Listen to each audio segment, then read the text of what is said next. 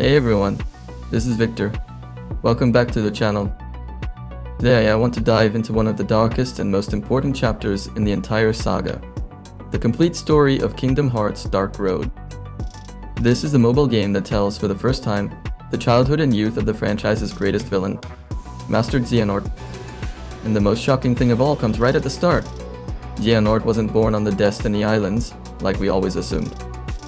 He was actually born in Scala at Caelum, the original world of Keyblade wielders, and was only later taken to grow up on the Destiny Islands as a child of fate. As a kid, Xehanort has strange recurring dreams, showing the adventures of a Keyblade wielder he's never met.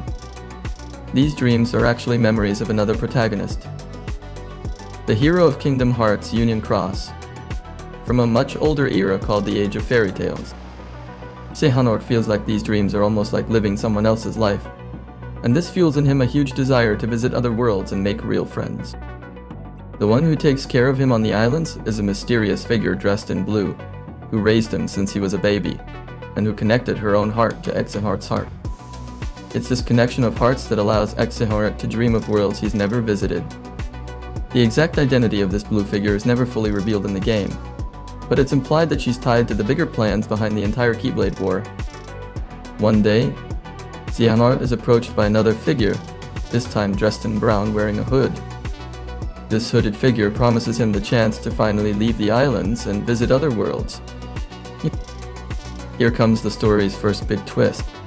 This brown hooded figure is actually Ansem, Xehanort's own Heartless coming from the future. In other words, a future, heartless version of Xehanort himself travels through time to make sure his younger self follows the path that leads to darkness. Ansem opens a corridor of darkness and sends Xehanort through it towards Scala ad Caelum. Except this portal isn't an ordinary path. It's a corridor made of pure darkness, and passing through it already starts, slowly, infecting the boy's heart. Upon arriving in Scala ad Caelum, Xehanort is welcomed by Master Odin, a Keyblade Master who leads a class of young apprentices. In that class are other important names. And here's a pretty interesting detail for anyone who already knows the older, stricter Arax from Birth by Sleep. At this point in time, young Arax is practically the opposite. A class skipper, a jokester, always late, and the true class clown. Xehanort and Arax become best friends.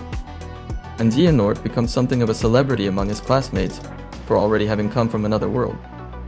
After some time training, Master Odin gives the group an important mission. Investigate the disappearance of several older classes of Keyblade wielders, the so-called veterans.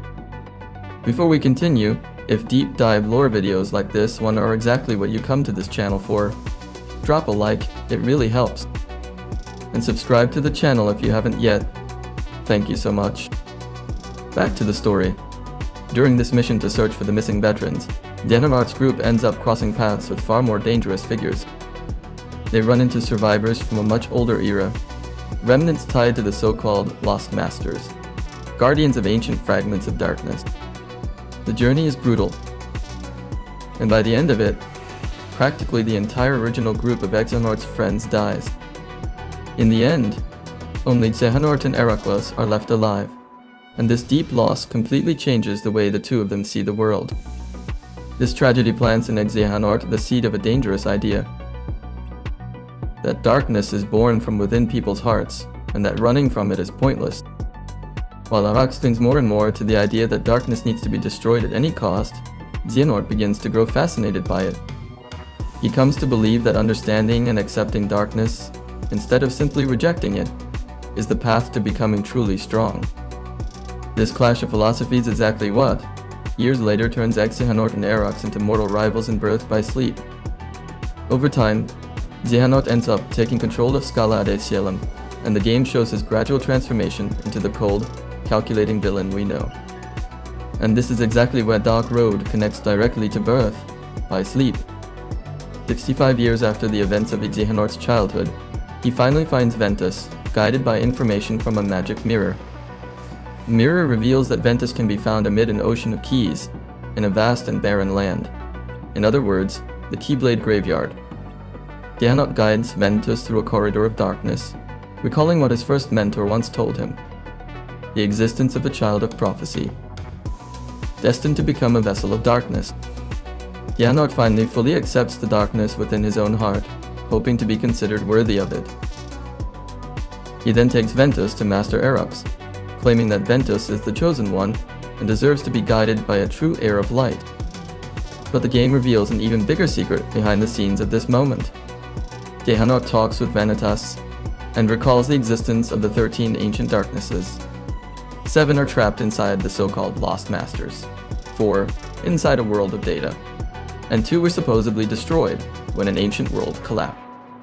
Except one of those 2 darknesses survived, hidden inside Ventus himself. Xehanort then questions Vanitas. Could he himself be that surviving ancient darkness hidden inside Ventus this whole time? He reveals he knows Vanitas wasn't born from Ventus's heart, but was instead an outside entity, a darkness that already existed before and simply hid inside him. This revelation completely changes how we understand Vanitas's origin. He's not just the dark side of Ventus, he could be something much older and much more dangerous. The game ends in a pretty symbolic way, showing a baby Xehanort growing up on the Destiny Islands, about to repeat the very same cycle shown at the story.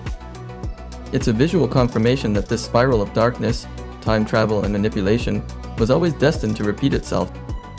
To sum up this massive story, Dark Road shows how an ordinary boy, full of dreams of adventure, is slowly shaped by darkness through manipulation, carried out by his own future self. And it also shows that Vanitas' origin, and possibly even part of Ventus himself, is tied to these 13 ancient darknesses long before birth by sleep even begins. That was another deep dive lore video here on the channel, and since Kingdom Hearts' story is massive, I plan to bring more videos like this, explaining each chapter carefully.